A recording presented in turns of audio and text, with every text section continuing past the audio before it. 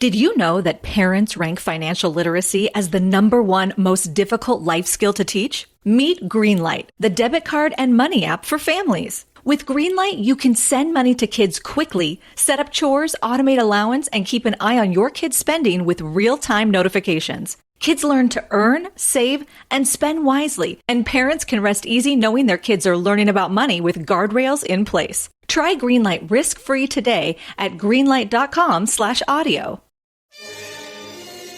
It's the Opperman Report. And now, here is investigator Ed Opperman. Okay, welcome to the Opperman Report. I'm your host, Private Investigator Ed Opperman. You can find me at Opperman Investigations and Digital Forensic Consulting. Just email me directly at oppermaninvestigations@gmail.com. A returning guest, when we haven't had him on the show for 9 months. So we'll find out if it's a boy or a girl. We're going to find out today. You can hear his voice. People always appreciate Cassie Gane-McCalla. He wrote that book about the CIA, the secret CIA war in Jamaica. You can find him on YouTube at Casey Gane. He does reality theory. Instagram, Casey Gane. He's doing a lot of stuff there now. You can find him on Twitter at Casey Gane. Mr. Casey Gane-McCalla, are you there? Yes, I am, Ed. How you doing, man? Man, it's too long, I don't know why I don't bring you on more often, I just, maybe you have to start nagging me like the other guys do. Okay, how you been, man? I've taken a pause on reality theory till I could, get something more monetized like that. So I haven't been doing the real good historical research that I haven't. Well, I have been actually, and been doing some cool stuff with AI. So I'm thinking of creating a conspiracy version of ChatGPT that will actually tell you the truth when you ask it about the JFK assassination. They won't tell you Oswald did it. Like ChatGPT will really tell you all the good research by people like Gaetan Fonzi. I know some good research by Mark Lane, Jim Garrison, and then also going to MLK assassination. So something where people interested in conspiracies can actually go to and not get the kind of propaganda they're going on. So that's one thing I've been working on. So be on the lookout for that pretty soon. I'm thinking of, Conspiracy Bot or something like that, where you can actually find out real news about conspiracies. Because when you go to ChatGPT and these other LLMs, they spread the same mainstream media propaganda that the mainstream media spreads. And, I'm trying to train these bots on, all these great books by Russ Baker, David Talbot, the book on Danny Castellaro you were just talking about. And so if people do have questions from the Netflix documentary and you want to know more, you could actually engage with an intelligent AI and not a propaganda AI that will give you misinformation to cover the conspiracies, but will really go into all the allegations, the documents, and the good research that's going on. So that's kind of what I've been up to. So that should be fun. Hopefully next time I'm on the show, I'll be able to promote that. And then all the Opperman Report listeners who are very well versed in conspiracies and might want to learn more. So I'm thinking of training it on like all Dave Emery's old shows, because I think he has transcripts from all of them. So May Brussel too. Yeah, that's a brilliant, Casey. That's a brilliant transcripts as well. Yeah, that's a brilliant idea. You should be able to get like some public funding, and take that company public and put that out there. That's a great idea. Yeah, anyone interested in helping me, man? I need help. I need money. Ed, maybe we could work on that together. And then people, after you listen to May Brussel on Ed's network, you can find out more and really, because people like Dave Emery and May Brussel have done so much amazing research for the years, and really.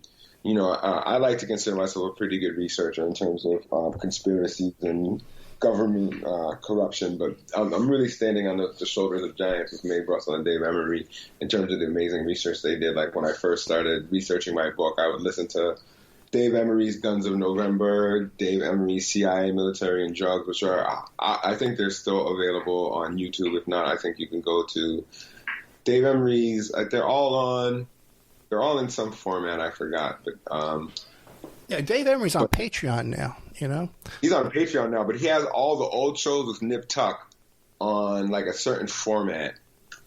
Like I'm trying to think of the name, but he has like every show he has is available to listen to. Well, nowadays, you mentioned Dave Emery, you mentioned, Mae Brussel. I guess another one would be Dave McGowan, Maury Terry, these kind of guys. All these old OGs, the old heads, right? And I got to tell you, I got to, right, Peter Dale Scott. And I got to put you in that category too, man. I've known you 10 years. You were around 10 years ago. We got all these kids showing up now today with these podcasts and these YouTubes, just, who knows where they get their information from.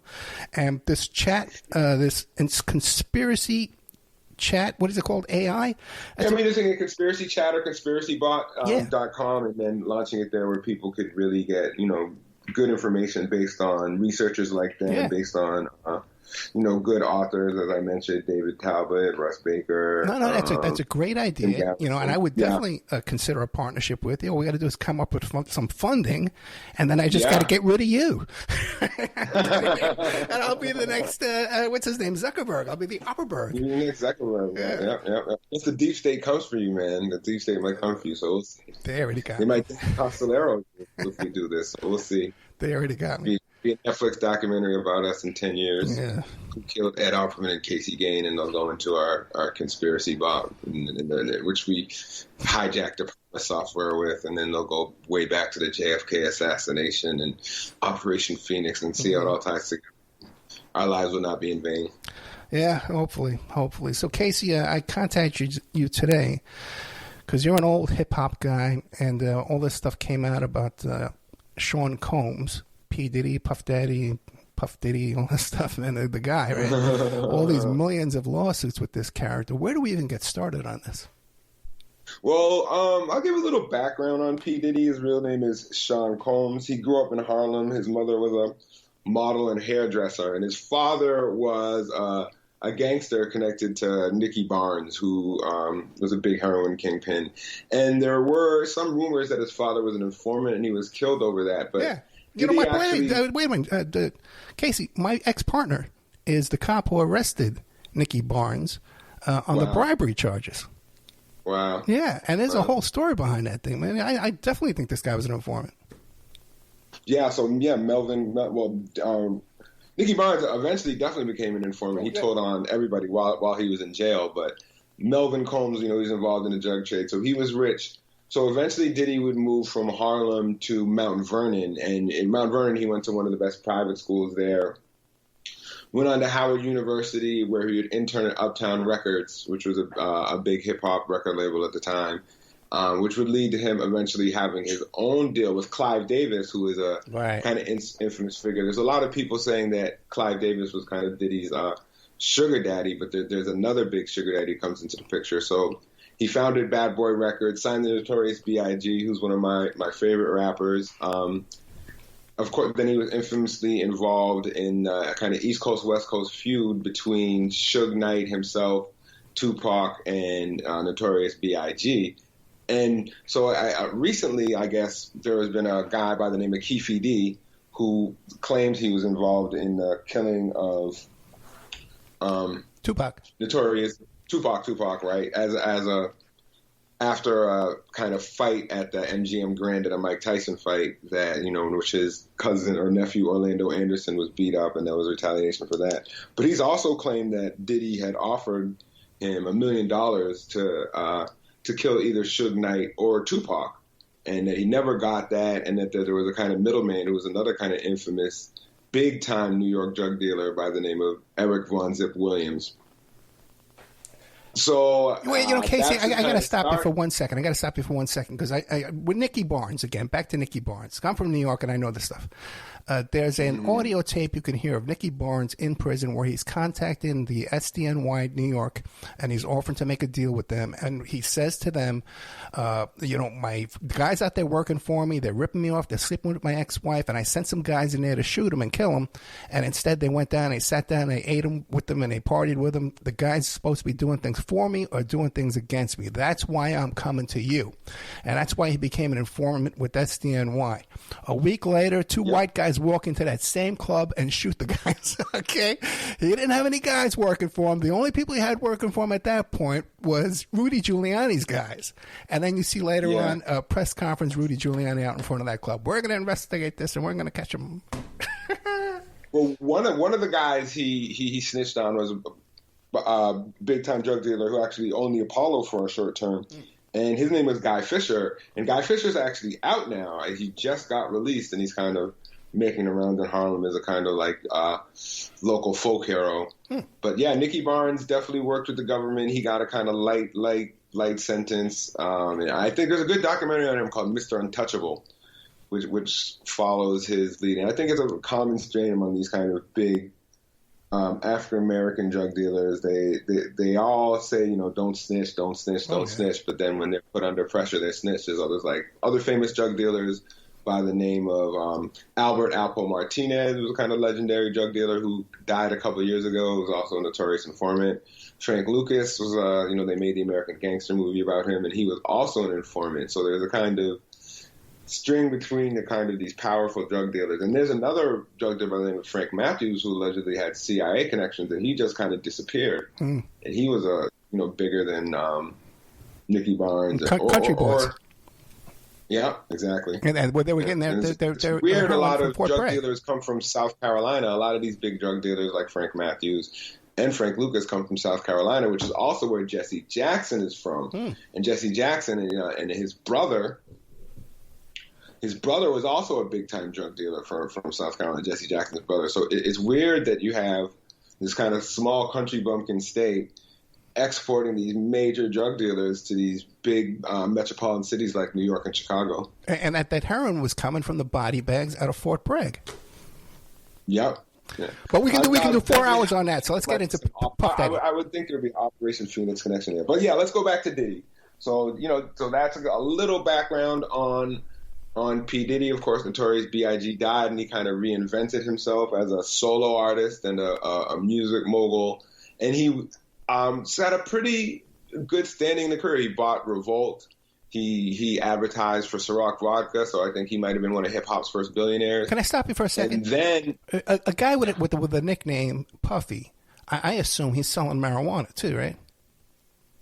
I don't think so. No? I think he got that nickname because he would huff and puff. Okay. Because I've never even seen Diddy even smoke marijuana, so I don't know about that. I don't think so. Just a hunch. Go ahead. Yeah.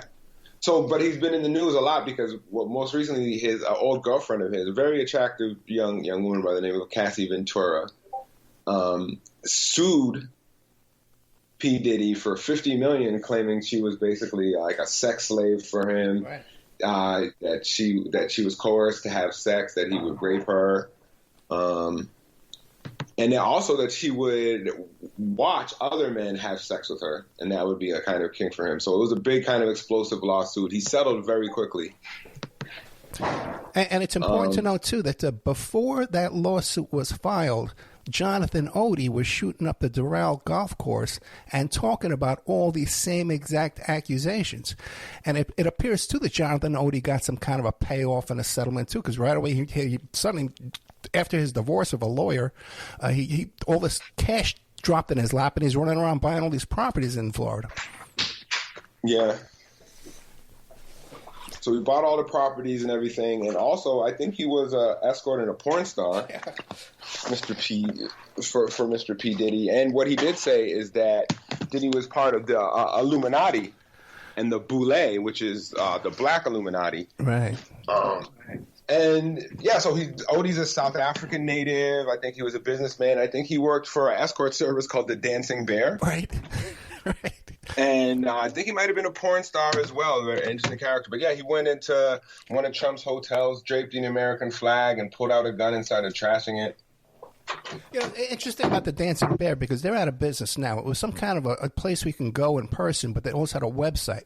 And you would think after this publicity it would make more money, but no, they went out of business. Oh, no, I don't know if they would make more money. I think they probably closed up to hide any links to Diddy, so we'll see. Right. But yeah, that is, any publicity is good publicity, except for especially in the sex game. Yeah. Especially when you connect yourself to Diddy. Oh, Diddy uses these people? I don't know.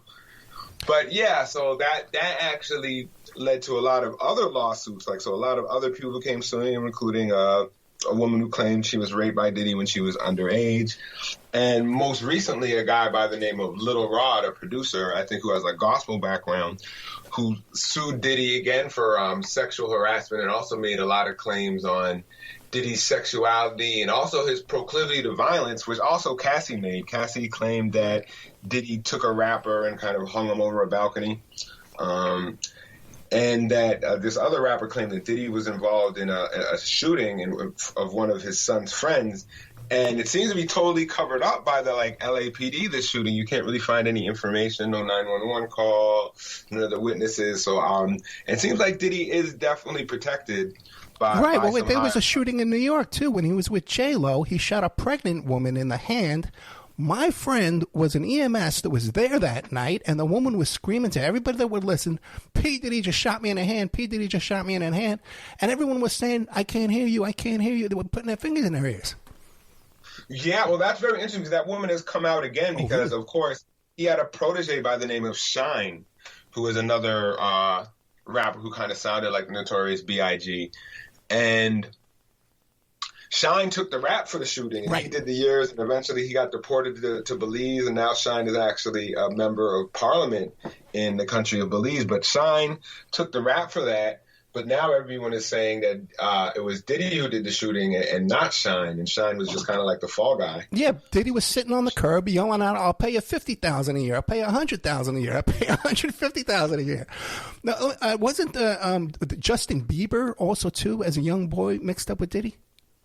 Well, first it was Usher. So Usher just performed at the Super Bowl, and Usher would go to something called P Diddy's Flavor Camp, being a 14-year-old boy living with a 30-year-old man or mid-20s-year-old man, and this was a man who was having a lot of freaky parties and stuff like that. And Usher's around all this, and Usher is actually the kind of he is to Justin Bieber what P Diddy was to Usher. So through Justin Bieber, definitely got connected to P. Diddy eventually. And there's when you watch a lot of these videos of Diddy and Usher or Diddy and Justin Bieber, with the new information from the lawsuits, it definitely hits a little different. Right. So you there? There was a moment where a video of Kevin Hart talking to Usher and P. Diddy, and P. Diddy's talking about how they used to wrestle for the cornflakes in the morning, which is really weird. I mean, anytime you have a grown man living with a minor who isn't a blood relative, it's a little weird. And Usher definitely said he would not let his kids go to Diddy's quote-unquote flavor camp. So can I stop you again for 1 second? The exact quote was they would wrestle over cornflakes. So were they wrestling on top of cornflakes, which is one speculation. No, I think what he's basically saying is there might have just been like a little bit of cornflakes left, and then whoever won the wrestling match would get the cornflakes, as I'm guessing. But that would be really interesting, like a mud wrestling, but cornflake wrestling. I never put that to it. I thought that meant that they were fighting over the cornflakes. But maybe they were wrestling on cornflakes, that's like the mud trick, wrestling, yeah. where they have those little balls and you go into them and I don't know. Oh, no. So what's this latest one? Now, there's another guy just filed one now, and he's got all kind of screenshots and all kind of pictures, and he's talking about P. Diddy taping people and stuff. Yeah, this guy is by a producer who goes by the name Little Rod. Right. His real name is Rodney Jones. And so Rodney Jones claims that Diddy sexually assaulted him, and he also claimed that Diddy was involved with another rapper by the name of Meek Mill, who's a very popular street rapper. And there's all this kind of connections between billionaires. Like Diddy has connections to his own billionaires like Ron Burkle, but also Meek Mill is very close to Michael Rubin, who owns the Philadelphia 76ers, and also Robert Kraft, who owns my favorite football team, the New England Patriots. Who just got arrested for prostitution and walked away from it. Yeah. He definitely got arrested. So it's kind of this real elite circle of really wealthy and powerful people. It's kind of Diddy represents, he started going to the Hamptons, I think, in the 2000s. And that's kind of when the hood met Hollywood or whatever, or the Upper East Side. met the west side of Harlem, or hip hop Harlem. So Diddy was really influential in kind of bringing those cultures together. I think you probably remember when Trump was partying with Diddy and all these other people. He used to call it the white party. You had to wear all white to go to that party. Yeah, for Labor Day, I had to go to these white parties. Yeah. So Little Rod had his lawsuit where he accused P Diddy of sexual assault. He accused him of stealing his publishing. He said he accused him of being involved in a shooting, a 2022 shooting with his son Justin, in which somebody was shot and it was kind of covered up. And in this, he would claim that Diddy were also trying to coerce him into sex acts by showing him pictures. So there were some pictures he showed of a popular rap producer and reality TV personality by the name of Stevie J, and it would be like, hey, look, Stevie J engaged in the sexual activity, and you admire him, so you should be able to do it too. So there's a lot of really interesting, salacious stuff on of course, anytime you get celebrity gossip, and the hip hop's going nuts over it because Meek Mill is always a kind of big conversation starter, and he's really gone kind of overboard with the denials. He's been going at it with this popular blogger called DJ Academics, threatening to piss on his steps. I'm sorry if P is a curse word. I don't think so. Yeah. And offering to fight him. So also, so again, a lot of his allegations are similar to those of Cassie, that Diddy had parties with sex workers and also underage girls. And this is another thing I think Cassie also said, or another one of his bodyguards and friends, Mark Curry, said, is that Diddy kind of like a Bill Cosby person, he would have these kind of laced drinks in which there would be some type of drug. So women would be drugged and they'd be sexually coerced after. So this is something that's come up a few times about Diddy, that he's getting his kind of Bill Cosby on and drugging women in their drinks. Now, Casey Gane, how come there's not more in the news about this? This is a huge use. He was linked to J-Lo. They were a couple for a long time. And she's, anything that happens with her, man, it's headline news. The TMZ, what's going on? Well, he does have a big defender still. One of his defenders actually is the godfather of his children, and actually this guy funded his clothing line, funded his network, and is a billionaire by the name of Ron Burkle. Ron Burkle is a really kind of infamous guy, and also he stayed out of the news. He's done a great job staying out of the news despite being on Epstein's flight logs, right. And going to Africa. And also another person that Burkle is connected to was Michael Jackson. Ron Burkle was one of Michael Jackson's financial advisors, along with Al Malnick. I think we might have gone over Al Malnick before. He's an old Jewish mafia type, the heir to Meyer Lansky, and he was working with Ron Burkle to advise Michael Jackson before Michael Jackson went on a kind of anti-Semitic tirade about these people and kind of broke up that alliance. So Ron Burkle gave Diddy his quote-unquote coming out party in Hollywood. His children are very close friends with Diddy's children. I think one of Ron Burkle's sons died a couple of years ago, and one of the people to really offer condolences and talk about his memories with him was Diddy's son Quincy. Let me ask you a question, so I think real quick. Powerful forces, like trying to protect him, because I think that it could lead to someone else. I don't think Diddy is just the top of the iceberg. I think he's just one part of the pyramid. And I think if you would go up and you would see what Ron Burkle was doing, because if you look at Ron Burkle and Jeffrey Epstein, there is also something that's come up in Diddy lawsuits, that he was recording people engaged in sexual acts. So this we've seen going back to the 50s. I know Whitney Webb did a pretty good report on it for Min Press and Podcast, and she's got a lot of mileage about talking about the sexual blackmail from Roy Cohn, J. Edgar Hoover, all these people, and a lot of them use young boys. So in hip hop is an extremely homophobic culture, and with Diddy engaging in gay sex with, or recording people involved in gay sex, he could also use it in blackmail, much as, it is really looked down upon for, grown men to sleep with underage girls. In hip hop, it is looked down on for grown men to sleep with underage girls, but it's also looked down on for grown men to have homosexual sex. But the homosexual suspicions have been around Diddy for a long time. Yeah. They've been around for a while, but they happen so much in hip hop. Wendy Williams, who's going through her own little struggles right now, very popular New York radio personality who's currently struggling with dementia. She actually had pictures of Diddy on some yacht, and I think Diddy kind of blackballed her out of New York radio, so she had to go to Philly for some time before eventually getting her own talk show. So I think there are forces behind Diddy that are, that either like him. Ron Burkle's the godfather to his children.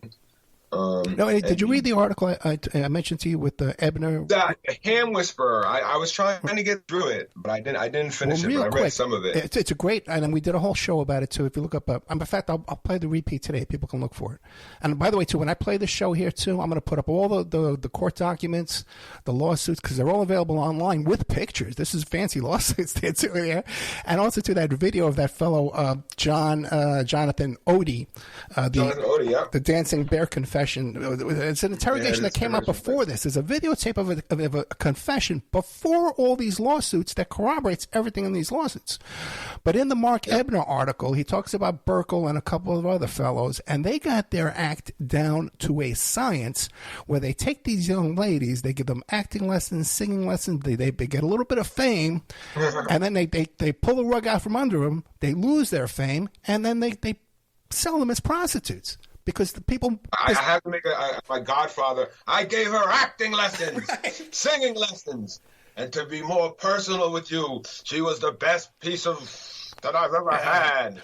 Yeah, that's a great impression. And that's the same thing that they'll... Even with Jack Woltz, going back to The Godfather, Jack Woltz, if you watch The Godfather movie with the deleted scenes, there's a scene in which Hagen catches Jack Woltz with an underage girl. So this has been going on in Hollywood, in the entertainment business for a long time, the exploitation of young women. Also, gay activities in the music business going like, Clive Davis is gay. That doesn't mean he's exploiting anyone, but there are definitely rumors of him exploiting men, exploiting people like Andre Harrell and P Diddy. And then it becomes a kind of cycle in which the molested becomes the molester. And I think maybe that's what's happening with Diddy, that he realized that he was willing to kind of have gay sex for power. And once he got power himself, he decided to see who else was willing to have gay sex for power. Now, my understanding that with the first guy to come up with this whole formula, with the rap formula, was Russell Simmons. And then you could do the clothing line and the perfume and all that stuff like that. And he's the guy that has the formula. He invented it, right? And Russell Simmons and P. Diddy, I think Russell Simmons went back. He might be the first kind of hip-hop mogul, and he might have been one of the first people to kind of also bridge the kind of hip-hop lifestyle with the Upper East Side, elite, white New York nightlife. And he's very interesting, too, because he was also very close friends with Brett Ratner, and Brett Ratner was close friends with Michael Jackson and Al Malnick in Miami. And right now, I think Usher just made an appearance with Russell Simmons in Bali. So there's been some accusations of sexual assault that have come out against Russell Simmons. And Russell Simmons has kind of just left the United States, and now he's living in Bali. And one of my favorite YouTubers was saying he's giving off like sex tourist vibes over in Bali. So, but Russell's a very interesting person too. Also, there's been rumors of him being bisexual, and also being interested in underage girls. His wife, Kimora Lee Simmons, I think he met her when she was 16 years old, or his ex-wife. They've since been divorced. But it's common. It's a very common thing. I think Diddy, even his first baby mother, I think might have been 15, 16 when she had his first child, and I think he might have been, maybe early 20s. I have somebody very close to me, almost like a son, who became like a rap producer for a while there, and he had gotten some funding from Russell Simmons, and what his game was, he would sign up these young artists, and then basically for 90% of all their income, and then sell the contract. Yeah, it's just outrageous. It's a dirty down. So I had a small rap career, but I was never big enough to really get ripped off, which is a good thing. And I've kept all my publishing and everything like that. So I had meetings at some of these big record labels like Shady and Atlantic, but nothing ever formalized. But no, the hip hop business is notoriously exploits its talent, not only for their money, but also we're seeing now through sexual ways, or or kind of compromises and corrupts people. And I think that's really important for a kind of Hollywood or media entertainment. And we're seeing this with Diddy being kind of central to gangster rap. And it was very interesting. I think one CIA officer recently said that gangster rap was kind of started by the CIA, which is interesting because Jerry Heller definitely had connections to the Mossad, and Jerry Heller famously put out Eazy-E and NWA. So, yeah, Diddy is kind of, what they're saying now is he's like the hip-hop Epstein, which is interesting. And, they're both tied to Ron Burkle in the middle. And I think also Naomi Campbell was very close friends with P. Diddy for a long time, and also close friends with Jeffrey Epstein. And it seems they both like underage girls. And I'm not sure about Jeffrey Epstein and gay activities, but I know he was rolling around with Kevin Spacey. Kevin Spacey, I don't think would like underage girls, just more like underage boys. I have a list. I have a list of the Epstein women with their photographs, and some of them would just worked for him as massage therapists or nutritionists and stuff like that. They're listed under that, but there's men on that list too that we're giving massages to as well. Yeah, definitely.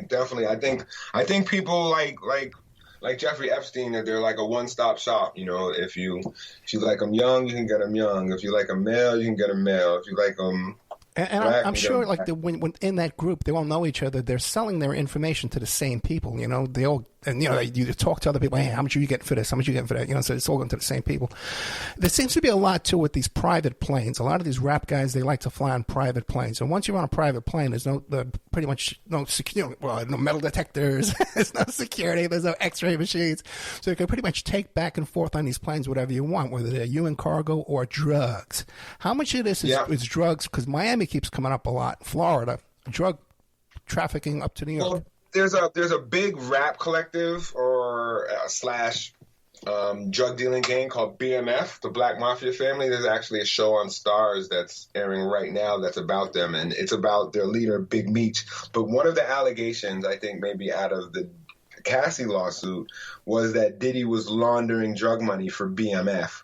So I think at the point where Diddy is, I don't think he's moving any drugs himself, but I think it's very possible that he's laundering money through the music business. And then, these big music-connected drug dealing cartels like BMF use people like P. Diddy to launder their money. Well, what about a guy like Damon Dash? It seems like he started with the drugs.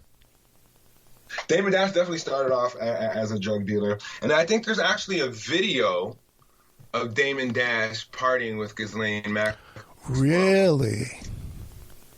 Yeah, let me see. Very interesting. It's very hard to find. Now, what about all this stuff about that Cat Stevens is running around saying? Cat Williams. So Cat Williams is interesting. I think he's picking at low-hanging fruit, which is Dave Chappelle picked him to, but I'm not sure. I tried to be in the music business. I tried to be in the film business, and it hasn't really worked out. Maybe it's because I'm not part of any Illuminati. I got to say, when you listen to the John Odie tape and the stuff he's talking about the Illuminati, I think that's stuff he's reading on the internet. I don't think it's stuff information he got directly from P Diddy or anything like that. Did you watch it? I did watch it. Yeah, when he talks about P Diddy being part of the Illuminati along with DJ Khaled and Rick Ross, who are by Miami-based music people, which is interesting because DJ Khaled is Palestinian. And he hasn't spoken a word up for the Palestinian people while they've been genocided. So you have to wonder if someone has anything on DJ Khaled. I think people throw around the term Illuminati a little too loosely, but I think he clearly knew that Diddy was part of some kind of secret society in which secret activities would go on, whether or not they be the same Illuminati from Europe. But he also talked about the Boule, which he says were like the black Illuminati, the kind of black elite version. Which I think when you use terms like Illuminati, I think people automatically think, oh, you're just a crazy conspiracy theorist. But I think there are secret sects that operate like the Illuminati, that are connected to the elite, that use sexual blackmail, that murder, that kind of get away with things. And I don't know if you call them the Illuminati, deep state, whatever. But I think he was definitely just trying to allude to the fact that he was part of like some secret deviant society along with these other rappers. Well, I think one of P. Diddy's women was an Eastern Star, Masonic. Okay. Am I correct? In the Illuminati? No, that one of these was Eastern Star, the Freemasons, Eastern Star, the female version of the East, and it's a black female version of a Masonic. Oh, no, I wasn't familiar with the Eastern Star. That's news to me. Oh, yeah, I found out the hard way. Okay. About that stuff, yeah. Okay. And also, too, what's his name? Dershowitz says he was introduced to Epstein by Evelyn Rothschild. They're part of the Evelyn Rothschild bunch. So, yeah, all that stuff about... It's so crazy. I see like Alan Dershowitz like has a YouTube show and he's talking about like Fannie Willis and everything. And I don't he's another person who's obviously really protected with all these allegations to still be getting like media time and not have to be like kind of blackballed. So it's Oh, yeah. No, the media is terrified of Alan Dershowitz. Alan Dershowitz admitted that remember that open mic video that came out? She says, we knew all about Epstein. We knew all about Clinton's, and we were shut down. Yeah. Alan Dershowitz brags about shutting that down. He's the guy that shut that down. I heard him with my own ears. Yeah. Yeah, so Damon Dash, I think his ex-wife, Rachel Roy, is definitely connected to Ghislaine Maxwell. So I think there's definitely some other connections. Now, Damon Dash has so much money that he actually had a private equity company that funded Michael Jackson, right? I don't know. I think Damon Dash, he just got sued. I think he's constantly going through bankruptcy and he's constantly dealing with these really lawsuits. And I think recently he had to sell his shares in Rockefeller Records, which was a record label that he founded with Jay-Z. Yeah, Jay-Z's another one. Okay, now and you hear Kanye West talking about Jay-Z's pointing Hitman at his brain. What's going on there? Yeah. I would have to wonder if Jay would come next. Of course, Jay-Z. There have been allegations that he was having sex with a rapper by the name of Foxy Brown when she was underage. It's weird when you have this kind of absolute power and it's kind of corrupting absolutely. But we'll see if we'll get down to Jay-Z. And I think that's another reason you're not even getting too much pushback on Diddy is that so many people that he's had social ties with. So you have to wonder what dirt does he have on people.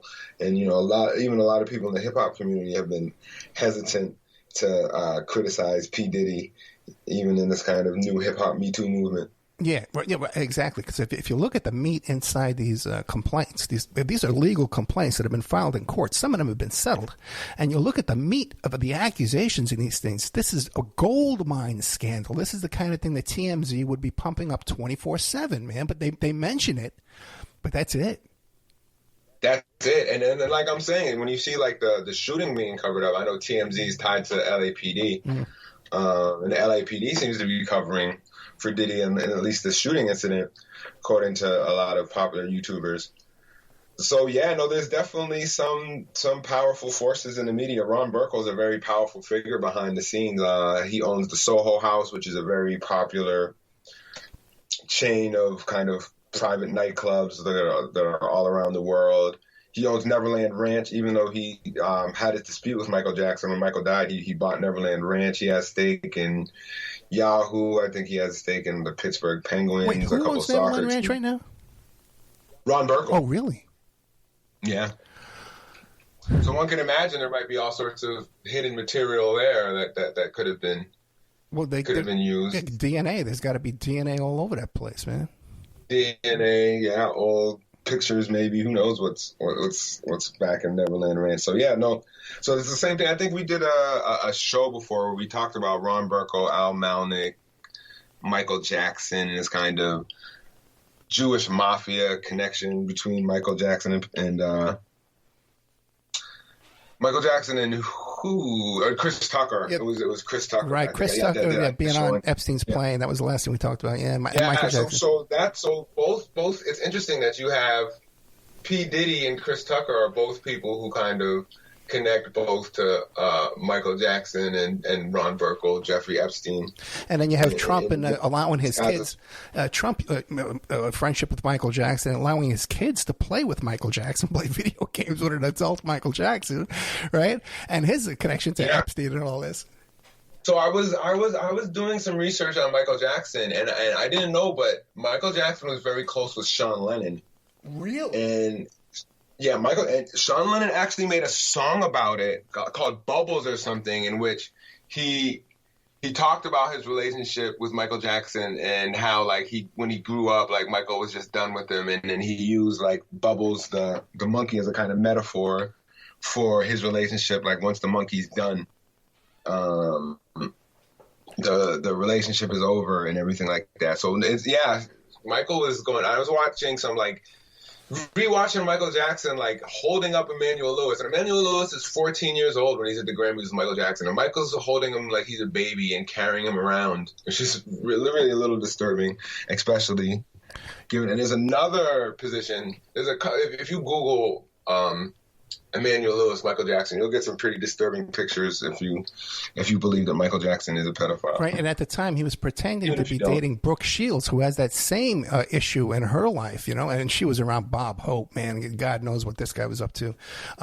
Very interesting.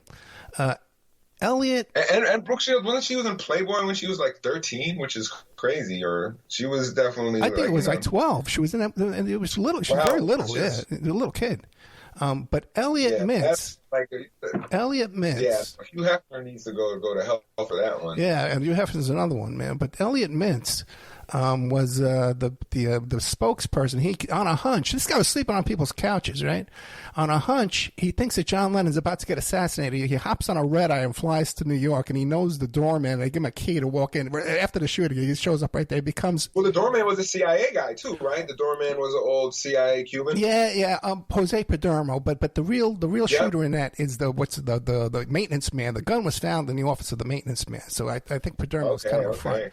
But Elliot Mintz was sleeping on couches. He becomes Yoko Ono's spokesperson after John Lennon kills. Now he's the super agent to the stars, Lindsay Lohan, Paris Hilton, all these super agent over there. He's a wealthy guy now. And who is he representing right now? Paris Jackson. And I encourage everybody to go to the Paris Jackson Instagram page and look at what this woman is up to, man. She's doing wide in your face witchcraft rituals on the beach with all her girlfriends with candles and chickens and the whole deal, man. You gotta watch this thing. Right in your face, man. That is so crazy. Oh, it's crazy, man. It's crazy. So right now, Russell Simmons is trending on Twitter, and they got all the pictures of him with Usher. So Usher, goes from these allegations of being connected to this one sex offender and Diddy, this kind of hip-hop mogul sex offender, to this other hip-hop alleged sex offender, Russell Simmons. And so it's crazy that all these things tie in, from like the JFK assassination to the John Lennon assassination to now what about P Diddy and everything. What are these guys saying? What are people like Russell Simmons and Usher and Justin Bieber, what are they saying about these Diddy accusations? Anybody? Nothing. The only person who said anything is Meek Mill, and he's kind of made a bit of a donkey of himself, arguing with people over these allegations, and then people are bringing up pictures where like these billionaires are hugging him, or he's like doing a little bunny hop for the billionaires. So I think they're playing it smart. They're just kind of, ignoring allegations, which Usher has done before with he had allegations he had herpes before he never really brought it up, and there's always been gay allegations around Usher. Well, yeah. Now, what do you think this is? Do you think this is organic, or do you think this is, from the top down, we're taking out these top-level hip-hop guys and we're going to put our own people in there and take over the hip-hop industry? It's hard to say because it all comes from Cassie's lawsuit. So did they make Cassie file this lawsuit, or did she file it over her own free will? And it's the same thing with Epstein, Weinstein, these people who've been protected for years, even Bill Cosby, like all these people who've obviously been protected for years. Did the power system stop supporting them, or did they, was it organic? Like when people think about Bill Cosby, people think it comes from this stand-up comedian by the name of Hannibal Buress, who went viral for talking about Bill Cosby and rape. and asked people to Google it, and then that happened after. So it's hard to say, Actually, it was Ebner again. Ebner was the first guy on Cosby, and they wouldn't sell his article. They didn't want to take it. But Cosby has that. Cosby, by the way, was neighbors with Epstein, by the way. They were in the same corner. But also, too, Cosby did that same exact thing with the young girls, with the acting lessons and the singing lessons and the da-da-da-da-da. But I don't think he was into the prostitution angle. He just was hitting them when they were students, when they were coming up. What a mess. It's crazy, man. It's this entertainment business. I grew up, worshiping Michael Jackson and loving the Cosby Show. And I think this is something that dates going back to the British, because Ian Fleming and Noel Coward, Ian Fleming who wrote the James Bond books, and Noel Coward, who was a kind of very out homosexual playwright and actor, they were actually chosen to influence American politics. And one way they would do it would be through celebrities, and then they would have all these celebrities to their naked pool parties at their place in Jamaica.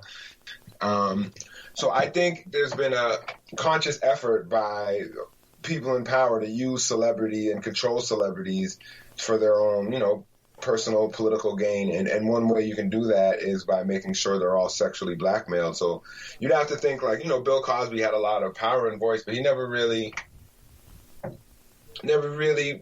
campaigned for Black America. He never got socialist. He was never with the Black Panthers. He was never too militant. He was always a kind of the other way around. Safe, the other way around. Safe black man. Yeah, and he was very close with Hefner, though.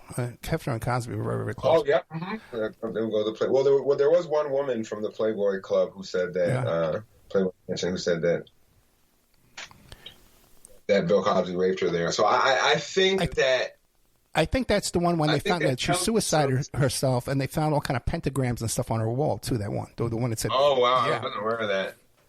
But also too, real quick, if you go back even further back with Bill Cosby, and you watch that old TV sitcom he had where he was a high school coach. Okay. Yep. And you go back and watch those now with a different eye. You see these young girls in the classroom, getting these little minor speaking parts, and there's definitely some kind of shenanigans going on there between them. There's just no doubt about it when you watch that. Yeah, well, there's an old video of Alicia Keys, a very young Alicia Keys on the Cosby Show, and she's getting like a lap ride from Bill Cosby, and I'll have a cousin or a nephew every now and then hop on my lap, and I won't, kick them off, everything like that. But when you have all these kind of kids on your lap, it's especially looking at Bill Cosby now. Of course, if you look at him as a kind of like, father figure, I guess it seems like, all right, he's just playing daddy. But in retrospect, it's not a good look. You talk about sexual blackmail, and then you look at Hunter Biden, and you got Lev Parnas talking about how the Russian FSB was flying him to Kazakhstan for free hookers and free coke, man, and then filming the whole thing and putting it on these laptops, man. Right now, and the big thing is there was just an article that Ted Rubenstein posted, but I couldn't read it because Fox News has a paywall right now.